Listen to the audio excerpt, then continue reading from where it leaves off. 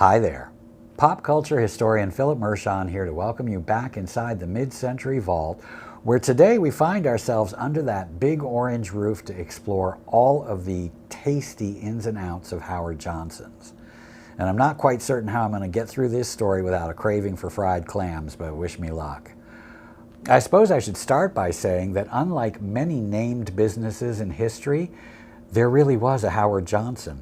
And in the mid-20s, he took over a small pharmacy with a soda fountain counter in Quincy, Massachusetts.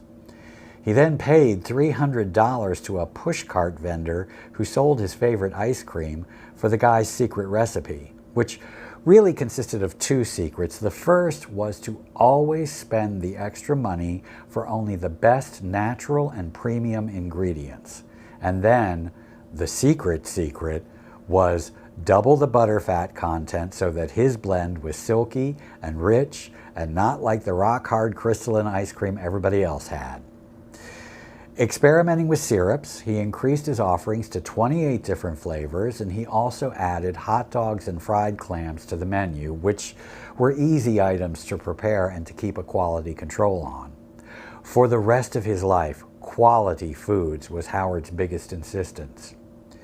His fountain became popular enough that he could open a couple of seaside stands out on Cape Cod, but for his early runaway success, we turn to 1929 when sheer luck smiled on Howard.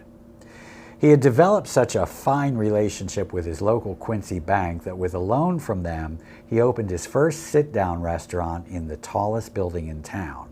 Now, simultaneous and serendipitous to this, Eugene O'Neill's Pulitzer Prize-winning play, Strange Interlude, had just been banned in Boston, but was okayed to play just 9 miles away in a downtown Quincy theater.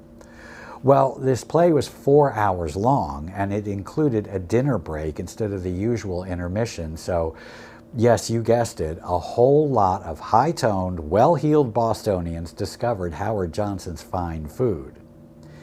His next expansion move was to take a page from the A&W root beer stands by franchising his restaurants. It was also at this time that he introduced the company-wide logo, Simple Simon and the Pieman.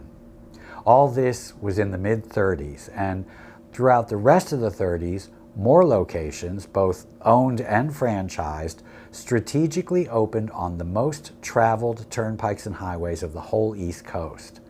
Yeah, things were going full expansion, and Howard Johnson's was gaining a loyal following for their high quality, reasonable price, and both in-town and highway convenience.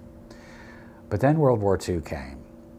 With dads going off to war and gas being rationed, that killed family travel motoring, and sugar rationing put a bite on ice cream production, and many Howard Johnson's didn't survive.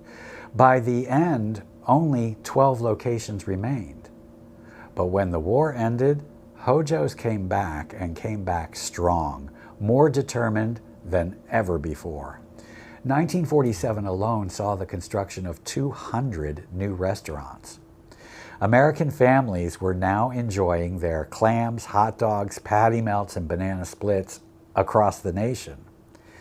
And in 1954, the very first Howard Johnson's Motor Lodge opened in Savannah, Georgia. And to celebrate the new motel division, their Simple Simon and the Pieman logo got a new friend in the lamplighter character that would grace the motor lodges going forward.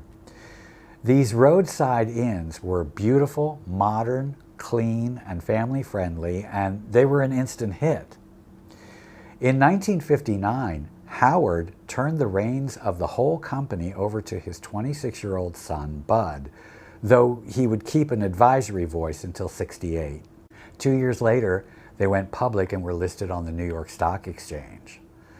But just as we saw in episode 14 on the Automat, the fast food revolution of the '60s drastically changed our dining out habits, and by the time they reached their apex in the early '70s with 1,000 restaurants and 500 motor lodges spread across 42 states and Canada, the die of their descent was already being cast. Howard Sr. passed away in '72, so he was spared from seeing the decline, but Starting with the oil embargo of '73, they lost serious profit. You see, 85% of their revenue was from travelers who could no longer afford road travel. And then, being a publicly traded company with voracious stockholders constantly demanding dividends, Bud did his very best to pivot, but his efforts to operate with lower cost and lower quality food and smaller staff were both ill-advised and catastrophic. The motor lodges also really seemed to take a turn in direction. According to this '70s postcard, they seem to have been going from family-friendly to an adult swingers vibe. Cue the wah-wah guitar already.